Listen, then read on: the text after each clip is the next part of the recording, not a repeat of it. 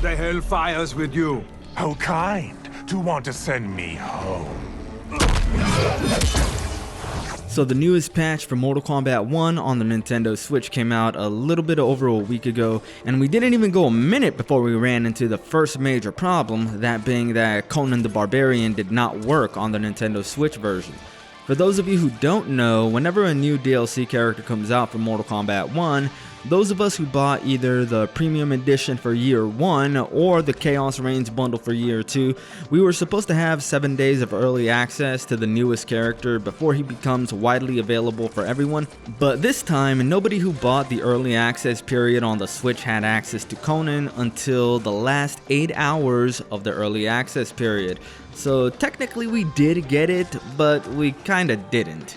Nevertheless, he's finally available, so now this video is going to be part 2 of the patch review, where we see what was changed, if there were any fixes, and without further ado, let's begin. The like button is feeling kinda lonely and would like some attention, so be a dear and hit that real quick. Okay, so for starters, there seems to now be a major bug in the game that needs to be fixed as soon as possible, and that is that when you're in an online match, if your opponent pushes the start button and exits out to the main menu, it actually gets recorded as a loss for you. I don't know how things like that are still happening over a year into the game's lifespan, but I think it's safe to say that this is one of those things where you can call it a game-breaking bug.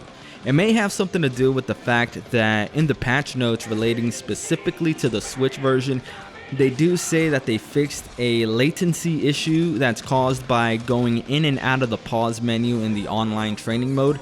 It's possible that fixing that broke something else. One of the major things about the newest update that I have not talked about yet is the secret fight with the Pink Ninja Floyd, named after the classic rock band Pink Floyd. It's got nothing to do with the LGBTQ as far as I know, it's just a reference to a rock band. The fight itself is actually extremely challenging, and not in a way that's fun. Basically, there's a total of 37 challenges, of which you need to get 10 of them. Right here is a list of all 37, but the catch is that they're not all active at the same time. Every individual player has a different set of 10 active challenges, so you have to go through each and every single one of them until you see the word Floyd pop up with a little guitar riff. That's how you know that you did it correctly. This little pop-up can happen during the match or after the match. My issue with these challenges, honestly, is that they're just so annoying. For example, one of the challenges is that you need to do 5 fatalities with one character. That takes a lot of time, especially when you add in the extra loading time on the Nintendo Switch. And then it turns out that it's not one of my active challenges, so then all of a sudden I wasted all that time. Another challenge is replaying one of the story chapters. That takes a real long time, and what if it ends up not being active for me? It's like, you see how quickly that just turns into a bore? I would like to have the stage, but this is just stupid. Oh yeah, I didn't even mention, and most of you probably already know this, but once you finish these Floyd challenges, you actually get access to a new stage. So I would like to have that stage, but you know, all these challenges, it's just really stupid, and I'm not going to bother with it because I just don't got the time to do it.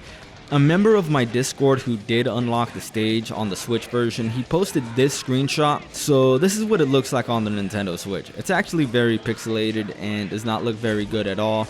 Someone said it's beautiful if you picture it as a wheat field.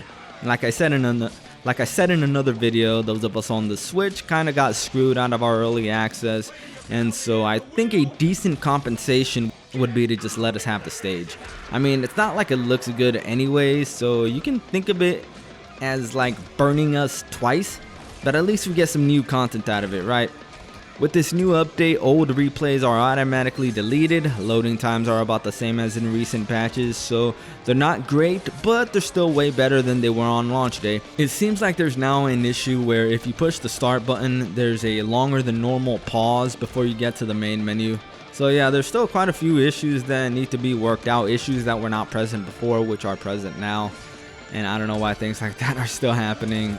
We're like over a year later now. But hey, what are you gonna do? It's the Nintendo Switch, you know, it was not meant to run a game like this. But it is what it is. That's gonna be it for today's video. I am going to keep bringing you more combo videos, online matches, and video game news. I'm Switchblade. Done.